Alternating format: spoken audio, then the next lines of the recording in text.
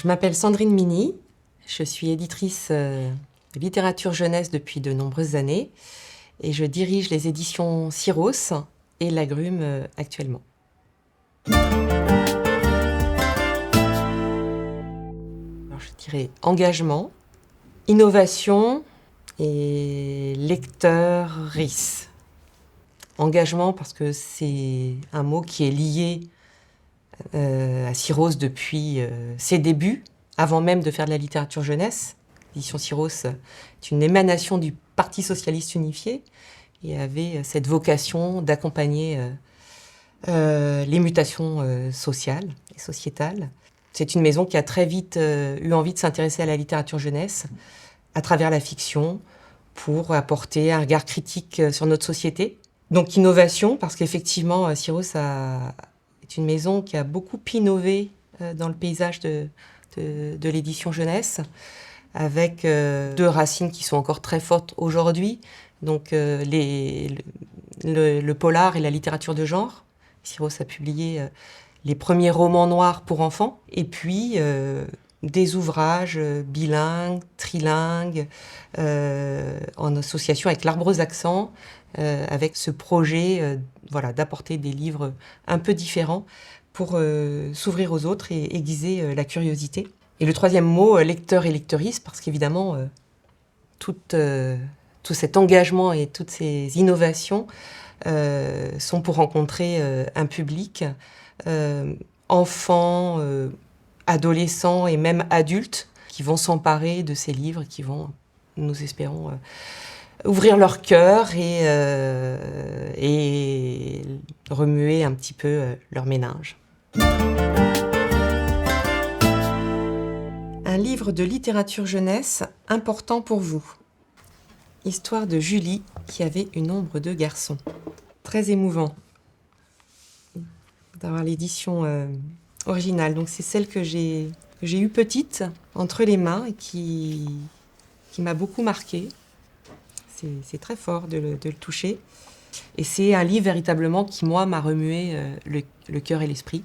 J'ai encore des sensations, petite fille, de suivre ce que pouvait ressentir Julie, qui rentrait pas dans les codes, qui était à chahuter, à être décoiffée, pas dans la norme, et qui, un jour, se réveille avec une ombre de garçon. Et ça interroge la question du genre, des attendus de la société, du rapport aux adultes, très introspectif, voilà, très intelligent. Ça m'avait touchée et fait beaucoup réfléchir. Et je crois que après, ce sont des livres qui nous accompagnent longtemps. Et peut-être que c'est grâce à ce livre que j'ai publié autant de livres sur la question de l'égalité des genres, le sexisme, les attendus. Parce que j'en ai fait beaucoup dans ma vie d'éditrice. Un livre qui vous a donné envie de devenir éditrice. C'est pas un livre, c'est un magazine qui s'appelle Astrapi, que tout le monde connaît. Et j'avais la chance d'être abonnée à Astrapi, enfant. Et j'ai le souvenir assez précis d'un reportage, comme ils savaient en faire, sur comment on fabrique Astrapi, comment on arrive à l'objet qui arrive dans notre boîte aux lettres. Et toutes les étapes de fabrication du magazine étaient décrites. L'équipe, la rédaction, les idées, la réception des histoires, des scénarios, des dessins, des crayonnés, des éditeurs, du directeur artistique, l'ambiance dans la rédaction, la gravure, l'impression, la distribution jusqu'au lecteur. Donc vraiment cette chaîne-là qui était décrite, ça m'avait fascinée. Et je pense que c'est resté dans un coin de ma tête. Dans mon parcours, j'ai travaillé avec les enfants, j'ai passé mon BAFA, j'ai beaucoup lu d'histoires aux enfants, j'ai voulu faire des études de lettres modernes. Je savais que c'était pas pour devenir enseignante. Voilà, quand j'ai vu qu'il y avait un DESS d'édition, ça s'est éclairé et j'ai eu envie de retourner dans les coulisses. Un personnage de votre maison d'édition qui compte pour vous. Métaux, qui est un personnage créé par Yves Grevet. Métaux, c'est une histoire particulière et puis c'est un personnage qu'on va retrouver dans différents livres, ce qui n'est pas le cas de beaucoup de nos livres. Finalement, on ne fait pas pas tant que ça de séries chez Syros. C'est un personnage qui est réapparu il y a 2 ans avec Zone Noire. Yves a écrit une nouvelle histoire où on a retrouvé ce personnage et en fait, on s'est rendu compte à quel point on était attaché à lui, que ça nous a fait un bien fou de le retrouver et c'était un bonheur énorme. En plus, c'est une très belle histoire, l'histoire de cet auteur chez Syros, puisque c'est un auteur qu'on a publié avec un manuscrit reçu par la Poste, qui avait envoyé son manuscrit 2 ans avant que moi je reprenne la maison d'édition, qui était dans un grand tas non exploré. Puis on s'est dit, qu'est-ce qu'on fait? On lit tout ce qui est en retard ou on reprend à zéro? Et on a lu tout ce qui était en retard. Et on a trouvé C'était mon oncle, qui était donc son premier roman. On l'a accompagné sur quelques titres. Et puis quand il a écrit Métaux, il ne pensait pas que c'était pour Syros parce qu'on ne publiait pas d'imaginaire, on ne publiait pas de grand format. Et il nous en a parlé. Ça, c'est le rapport de confiance aussi entre un éditeur et un auteur. Et on a quand même tout de suite su qu'il y avait quelque chose de très important, voilà, un personnage très important, et que ça allait être une aventure assez incroyable. Et c'est le début d'une grande part du catalogue autour de l'imaginaire. Une maison d'édition, elle suit effectivement les publics, les évolutions d'un marché, de ce que font les autres maisons d'édition, mais c'est aussi beaucoup d'histoires de rencontres comme ça, avec un texte, avec un talent. Le premier livre que vous avez publié. Le trésor de Clara, de Beatrice Alemagna aux éditions Autrement. C'est un livre qui compte beaucoup pour moi. Déjà, c'est le premier ou deuxième livre de Beatrice Alemagna, qui n'était absolument pas connu à l'époque, dont j'avais découvert le travail, son book, quand j'étais chez Autrement. Elle m'avait présenté les planches de cet album, très atypique, très différent. Voilà un livre différent. Il y a un travail graphique magnifique. On pouvait tout de suite voir le talent de Beatrice Alemagna, une technique qu'elle n'a pas réutilisée après, voilà, d'impression, peinture par-dessus. Elle avait tout un travail sur la forme. Et puis un texte osé, hein, d'enfants des rues, d'enfants qui n'ont rien au Brésil, et de cette très jeune fille qui a 12 ans, qui le jeudi va raconter des histoires sur la plage et qui apporte ses rêves, sa joie. Donc c'est sur le pouvoir des mots, le pouvoir des histoires, le pouvoir curatif aussi des histoires. Et c'est un thème très fort, très profond. Un livre que vous avez édité particulièrement important pour vous.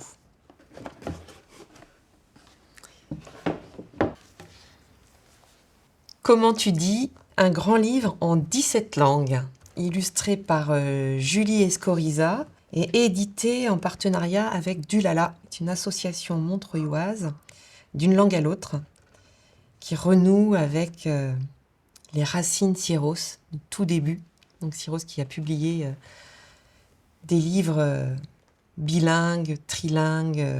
C'est un livre dont je suis particulièrement fière. C'est un livre que je trouve magnifique, important, parce que découvrir, voir, lire, entendre d'autres langues, en fait, ça fait du bien. C'est la conviction que Dulala porte, et puis c'est la nôtre aussi, que s'ouvrir aux autres langues, c'est valoriser la diversité, c'est développer l'empathie, la tolérance, et puis de visibiliser, de rendre visibles les langues qu'il y a autour de nous, puisqu'un enfant sur 4 en France grandit avec une autre langue que le français, et on ne le voit pas, on ne le valorise pas forcément à part les langues de l'enseignement. Julie Escoriza a fait un travail absolument magnifique, et on retrouve l'envie de éveiller la curiosité et puis d'ouvrir toute une palette comme ça d'émotions, parce que c'est quand même très rigolo de rentrer dans les langues des autres et d'entendre comment c'est prononcé, de voir ce qui est très différent, ce qui est finalement très semblable. Et on retrouve des QR codes qui permettent d'entendre tous ces mots dits par des locuteurs natifs. Voilà un livre qui compte pour moi. L'archive surprise choisie par l'heure joyeuse. Souris Noire, les différentes éditions de Souris Noire. C'est magnifique.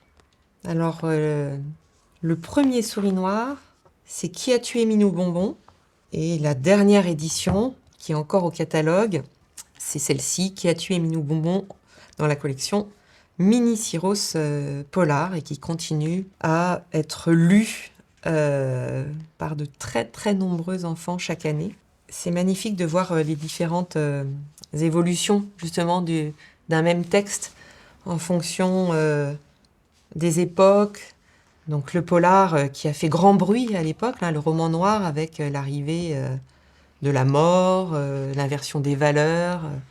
Le maire d'une ville pouvait être le pourri de l'histoire et le voleur le héros. Ça fait couler beaucoup d'encre. Il y a eu beaucoup de polémiques à l'époque. Et puis c'est vrai que aujourd'hui, ces livres-là, ils sont sélectionnés par le ministère de l'Éducation nationale. Ils sont prescrits. C'est une grande part du catalogue Syros d'avoir des livres qui sont proposés par les enseignants aux enfants, qui est une manière, je trouve, importante de créer des classiques, les classiques d'aujourd'hui, et puis de proposer à tous les enfants, c'est-à-dire ceux qui vont en librairie ou ceux qui n'y vont pas, des textes qui durent, qui sont faits pour durer, des textes de qualité. Et ensuite, que trouvera-t-on dans les prochaines boîtes Syros ? Eh bien, des choses assez différentes, parce que voilà, une maison d'édition, un éditeur, il est toujours en mouvement. Évidemment, il fait avec l'histoire de la maison, mais il essaye d'avoir une vision du futur et de ce qui bouge aussi. Et puis, on espère à l'avenir arriver avec des propositions assez neuves aussi, assez décalées ou réinventées. Parce que bon, est-ce qu'on invente totalement quelque chose ? Je ne sais pas, mais en tout cas, on réinvente avec des envies d'éditeurs. Et du coup, on va sans doute ouvrir les yeux et s'arrêter sur des propositions différentes parce qu'il y a une envie de changement ou des sujets qu'on a envie d'explorer ou des signaux qu'on a envie de pousser. Et c'est ça qui va faire qu'on va rencontrer les bons talents pour proposer des choses nouvelles.